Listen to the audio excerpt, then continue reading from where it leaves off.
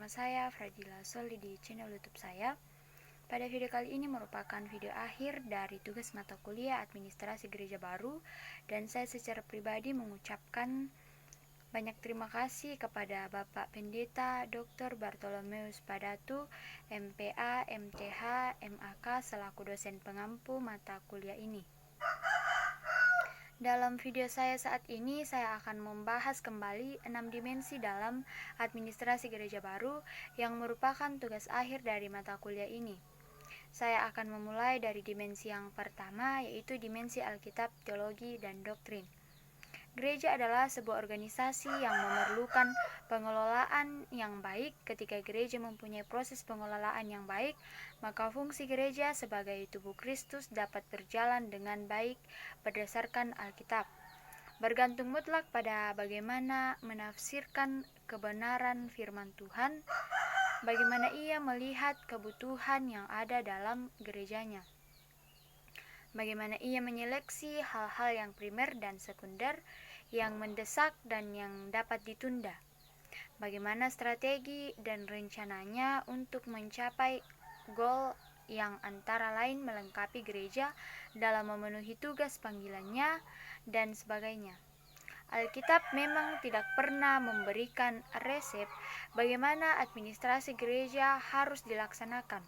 Alkitab hanya memberikan prinsip-prinsip yang dapat menjadi pegangan utama bagi setiap pemimpin gereja dalam administrasi gereja. Oleh sebab itu, pelaksanaannya sangat fleksibel tergantung pada situasi dan kondisi jemaat setempat. Teologi berarti ilmu tentang Tuhan atau ilmu ketuhanan. Sebagaimana dikutip oleh Rosak William L. Reese, mendefinisikan teologi sebagai diskursus atau pemikiran tentang Tuhan. Dengan mengutip kata-kata William Ockham, lebih jauh mendefinisikan teologi sebagai disiplin ilmu yang berbicara tentang kebenaran wahyu serta independensi filsafat dan ilmu pengetahuan.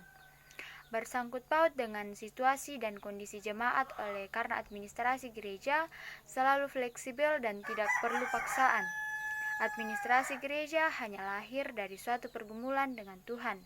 Bersangkut paut dengan misi gereja, oleh karena itu, administrasi hanyalah alat supaya gereja bisa melaksanakan misi yang dipercayakan Allah padanya.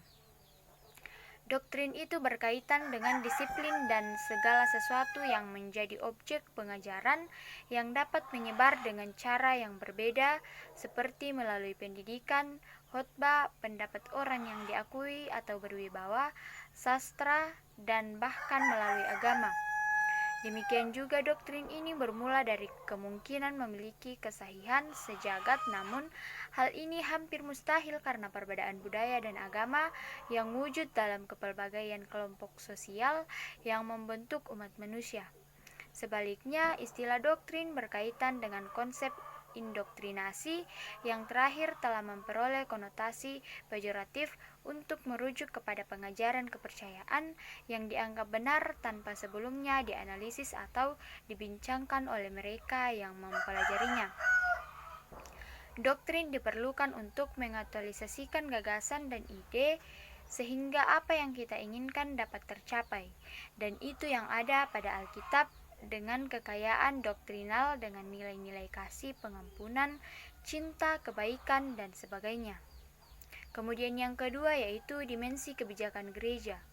Menurut Frederick, kebijakan adalah serangkaian tindakan atau kegiatan yang diusulkan oleh seseorang, kelompok, atau pemerintah dalam suatu lingkungan tertentu di mana terdapat hambatan-hambatan atau kesulitan-kesulitan dan kemungkinan-kemungkinan atau kesempatan-kesempatan di mana kebijakan tersebut diusulkan agar berguna dalam mengatasinya untuk mencapai tujuan yang dimaksud. Sedangkan menurut Anderson, kebijakan adalah serangkaian kegiatan yang mempunyai maksud atau tujuan tertentu yang diikuti dan dilaksanakan oleh seorang aktor atau sekelompok aktor yang berhubungan dengan suatu permasalahan atau suatu hal yang diperhatikan. Tentu dimensi kebijakan tidak hanya digunakan dalam bidang organisasi, tidak hanya digunakan oleh pemerintah atau pejabat-pejabat lainnya, Namun, dimensi kebijakan juga dapat kita praktekkan dalam kehidupan kita sehari-hari, dalam keluarga, dalam lingkup sekolah, dan lingkungan sosial, bahkan tidak menutup kemungkinan bahwa dimensi kebijakan juga dapat digunakan oleh pemimpin-pemimpin gereja dalam menata pelayanan untuk jemaatnya.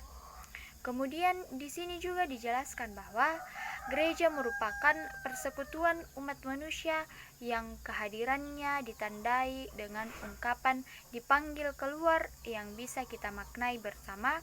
Dengan kesaksian-kesaksian gereja tentunya akan sangat bermakna dan sangat berhasil serta berdaya guna ketika segala sesuatunya dipersiapkan serta ditata kelola dengan baik, apalagi di masa saat ini yang dapat memposisikan kehadirannya seimbang dengan situasi kondisi kekinian di sekitarnya akan menjadikannya dapat menjalankan misinya dengan baik. Untuk itulah diperlukan kebijakan berupa rangkaian konsep dan asas yang menjadi pedoman dan dasar rencana dalam pelaksanaannya suatu pekerjaan kepemimpinan. Dalam gereja juga perlu adanya kebijakan dalam memutuskan langkah-langkah yang akan dihadapi maupun program kerja yang akan dilakukan sesuai dengan aturan gereja. Kebijakan gereja memiliki kaitan erat dengan administrasi gereja. Administrasi gereja yang baik akan menjadi penentu bagaimana kebijakan gereja itu dapat berjalan dengan baik. Sebagaimana yang kita tahu bahwa administrasi gereja yang baik ditentukan oleh para pemimpin gereja dalam menentukan kebijakan yang dilakukan. Dasar teologi yang baik akan membuat para pemimpin gereja akan lebih mudah dalam menentukan arah kebijakan gereja. Seorang pemimpin harus memiliki kebijaksanaan yang sangat besar, memiliki hikmat yang luar biasa. Seorang pemimpin tidak seharusnya mementingkan diri sendiri. Seorang pemimpin tidak seharusnya hanya melihat satu anggota dan tidak memperhatikan atau mengabaikan anggotanya yang lain. Tetapi seorang pemimpin adalah tongkat atau pemegang tertinggi kekuasaan dalam suatu organisasi. Oleh karena itu, baik kita sebagai pemimpin masyarakat atau pemimpin gereja, kita harus mampu memberikan contoh yang baik. Kita harus memberikan hal-hal yang positif, dan sebagai seorang pemimpin juga harus mengambil keputusan yang baik agar tidak merugikan suatu pihak dan pihak manapun. Oleh karena itu, mari kita sebagai pemimpin masyarakat maupun gereja harus menjadi orang yang bijaksana dan tidak memiliki rasa egois dan mementingkan diri sendiri. Kemudian yang ketiga yaitu dimensi manajemen dan kepemimpinan gereja.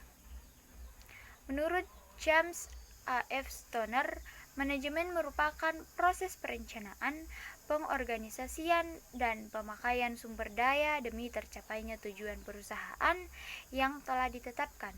Menurut Terry, manajemen adalah sebuah proses unik yang terdiri dari berbagai tindakan perencanaan, perorganisasian, pergerakan, dan pengendalian yang dilakukan untuk mencapai target yang telah ditentukan melalui berbagai sumber daya alam maupun manusia.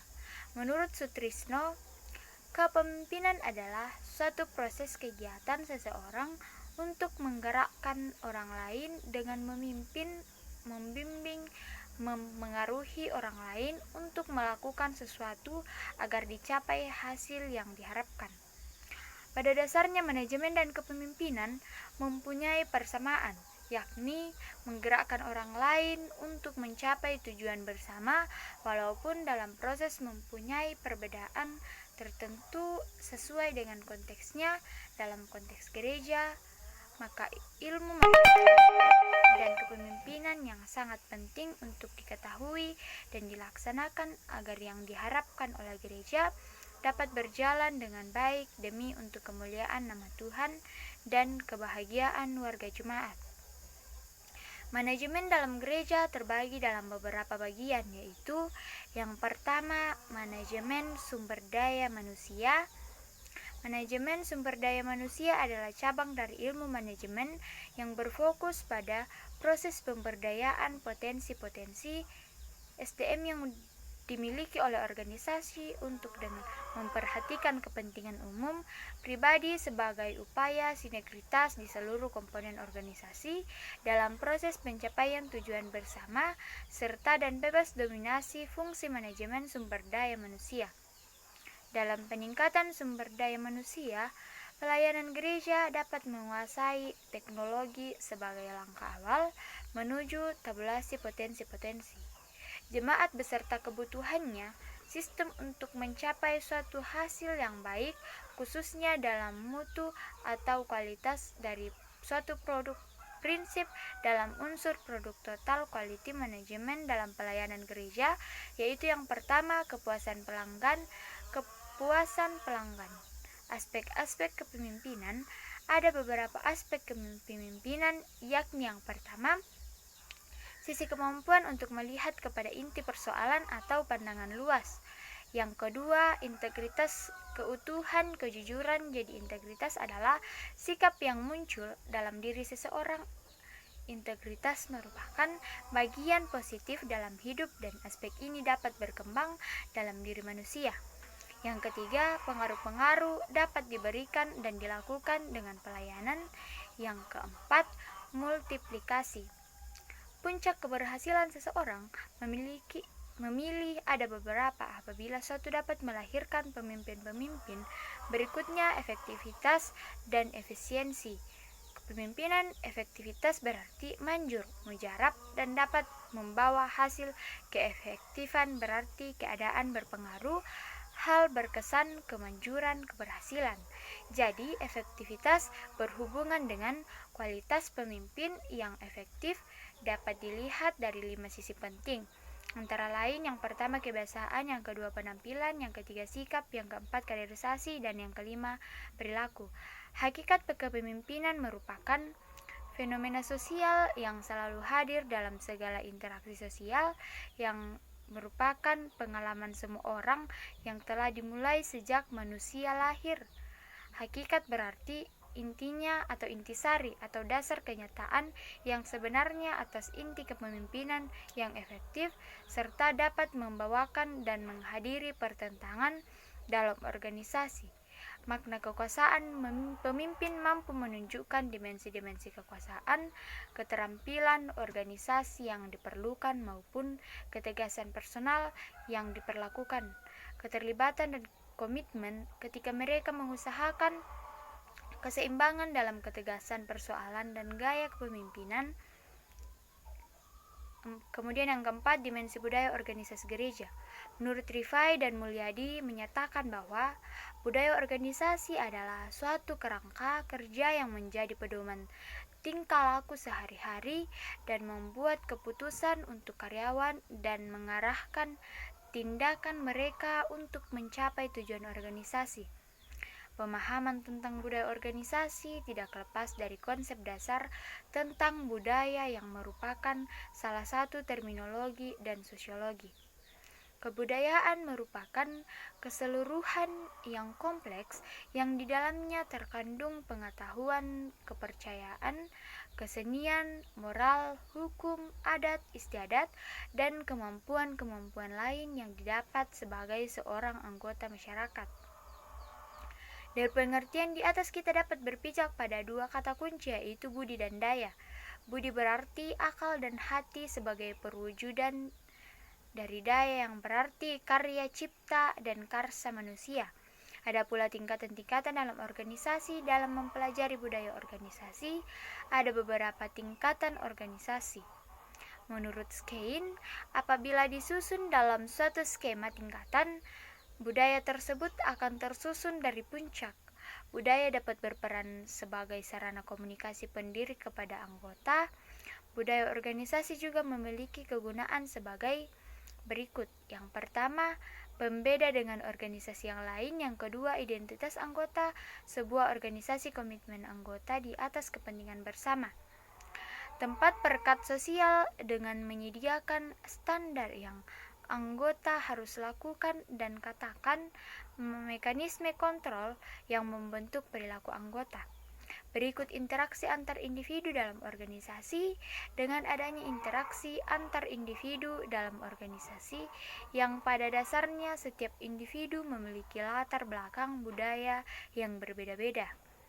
Selanjutnya, bagaimana budaya dapat dilakukan dengan rangkaian langkah sosialisasi seleksi pegawai objektif, penempatan orang sesuai dengan kemampuan dan bidangnya, memperoleh dan meningkatkan kemahiran melalui pengalaman, pengukuran prestasi, dan pemberian imbalan yang sesuai penghayatan akan nilai-nilai kerja dan juga pengakuan dan promosi. Berbagai hal tersebut dapat dilakukan dalam membina budaya organisasi, baik di perusahaan ataupun lembaga-lembaga pendidikan tertentu. Hal tersebut dapat ditambahkan lagi dalam rangka pemantapan budaya organisasi. Budaya organisasi yang dikelola akan memberikan dampak positif pada kinerja institusi secara umum karena budaya organisasi tersebut akan mengarahkan perilaku para anggota organisasi. Aspek-aspek dimensi organisasi merupakan hal penting dalam sebuah organisasi yang tercermin dalam pola pikir dan perilaku para anggota organisasi.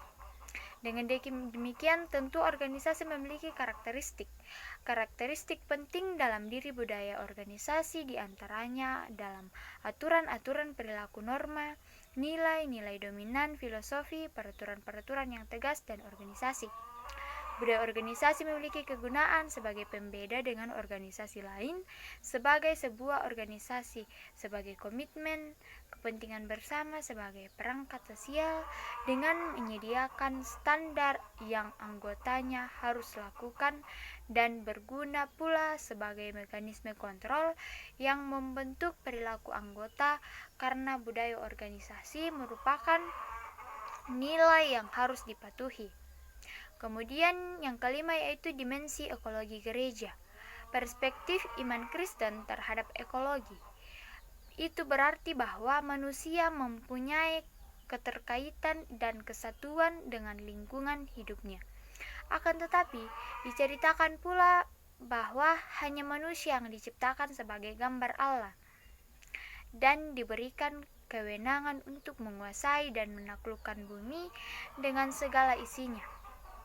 Krebs menyatakan bahwa pengertian ekologi adalah cabang ilmu pengetahuan yang mempelajari tentang interaksi yang menentukan distribusi dan kelimpahan organisme. Menurut G. Taylor Miller, arti ekologi adalah ilmu yang mempelajari hubungan timbal balik antara organisme dengan organisme lain serta lingkungannya. Ekologi juga merupakan bagian penting yang dipercakapkan dalam artikel ini terkait krisis ekologi yang sedang terjadi. Gereja menjadi agen Allah dalam menyuarakan pembaruan relasi yang rusak menjadi harmonis. Artikel ini memberikan kepada kita pentingnya ekologi dan teologi dalam administrasi gereja baru.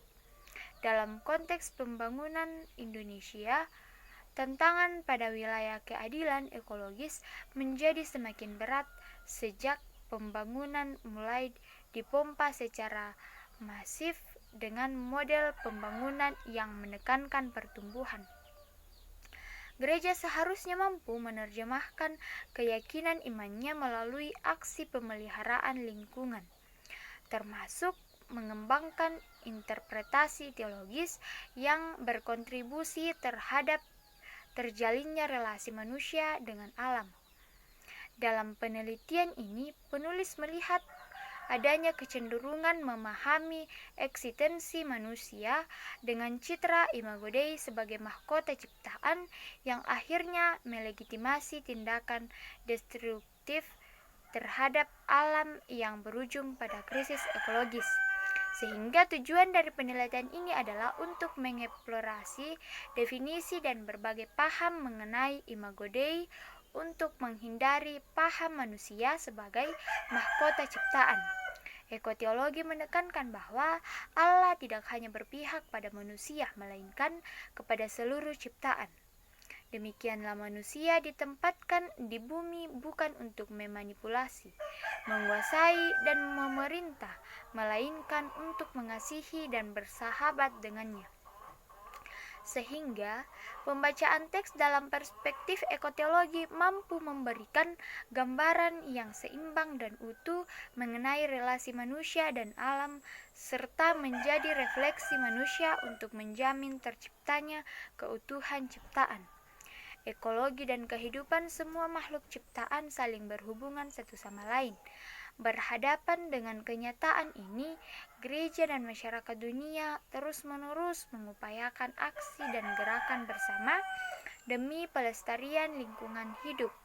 Persoalan ekologi yang semakin hari semakin mengurangi kenyamanan hidup makhluk ciptaan tidak dapat hanya dilihat dari segi dampak lahiriah, yaitu soal kerusakan dan pencemaran lingkungan hidup, melainkan hendaknya juga dilihat dari segi yang jauh lebih mendalam, yaitu realitas relasi antara manusia dengan alam ciptaan, realitas relasi antara manusia dengan sesama dan Tuhan.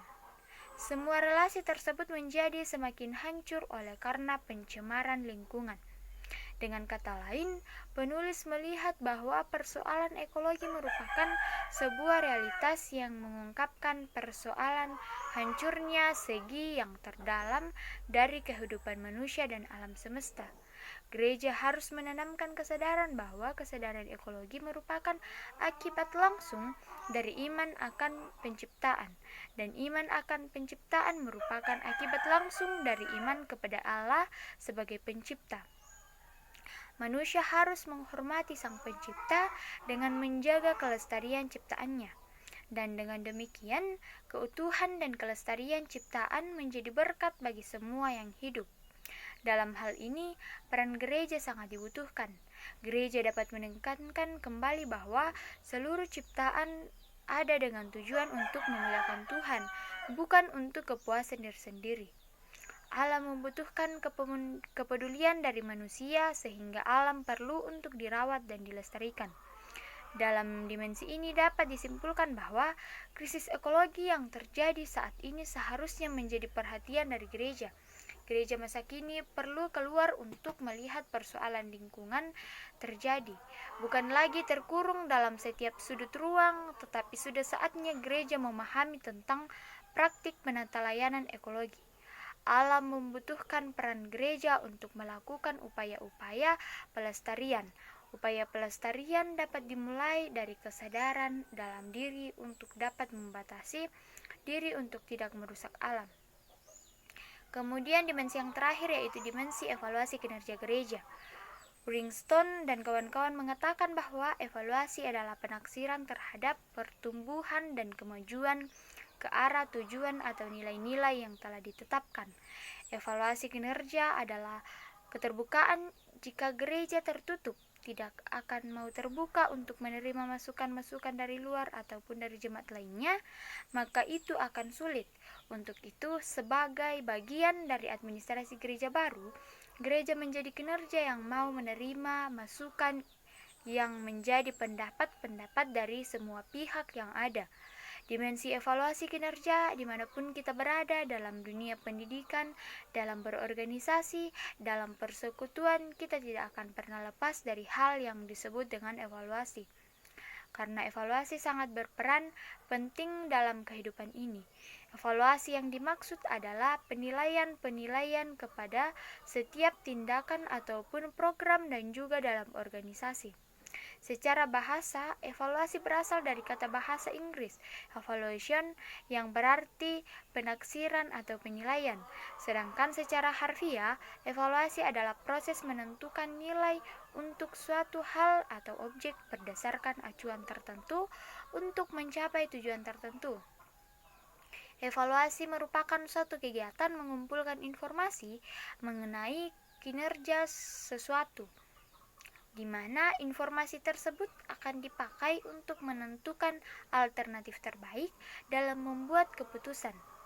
Evaluasi merupakan pengukuran dan perbaikan suatu kegiatan seperti membandingkan hasil kegiatan dan menganalisisnya.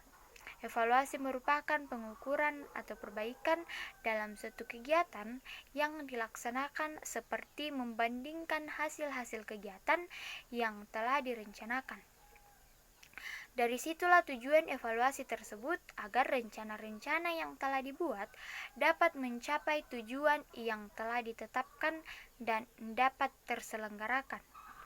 Dapat diartikan juga bahwa hasil evaluasi itu sendiri dimaksudkan untuk perencanaan kembali lalu berfungsi sebagai administrasi dan fungsi manajemen yang terakhir yaitu mengkombinasikan dan mengumpulkan data dengan standar yang sesuai dengan tujuan yang hendak dicapai.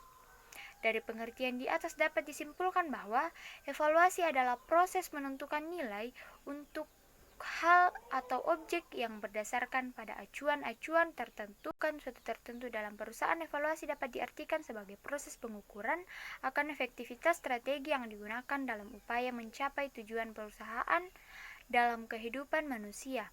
Dimanapun kita berada, baik dalam dunia pendidikan, dalam berorganisasi, dalam persekutuan, kita tidak akan pernah lepas dari hal yang disebut dengan evaluasi, karena evaluasi sangat berperan penting dalam kehidupan ini.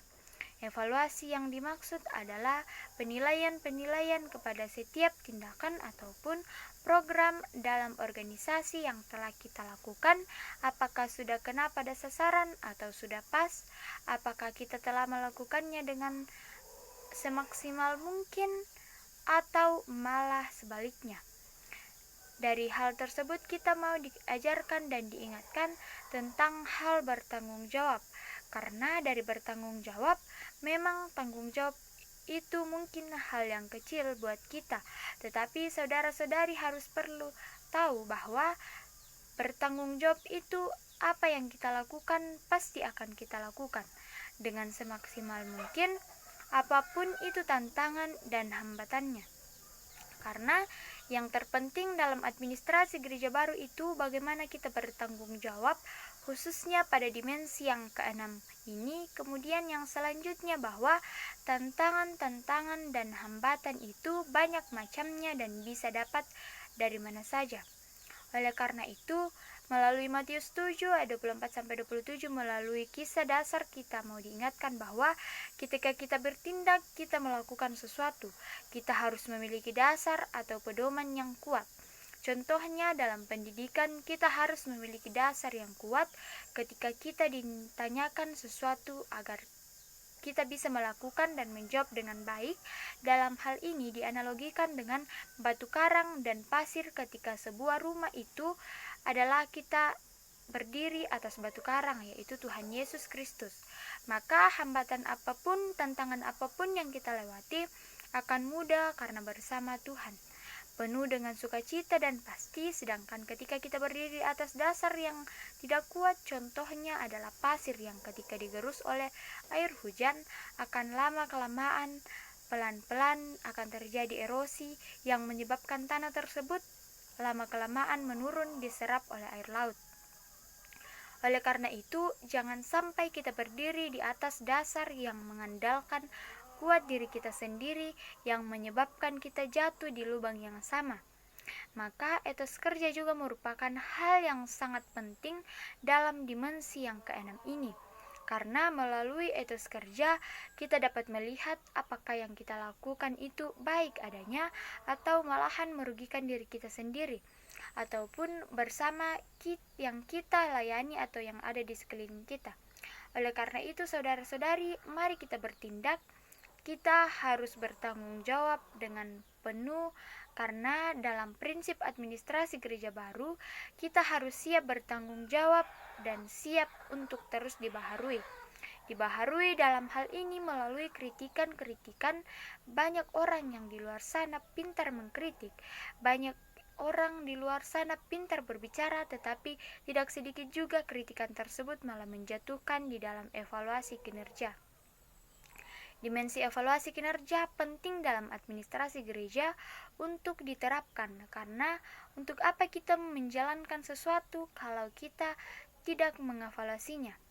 Dari evaluasi itu kita dapat mengubah apa yang perlu kita ubah dan mempertahankan apa yang sudah sesuai dengan kebijakan gereja.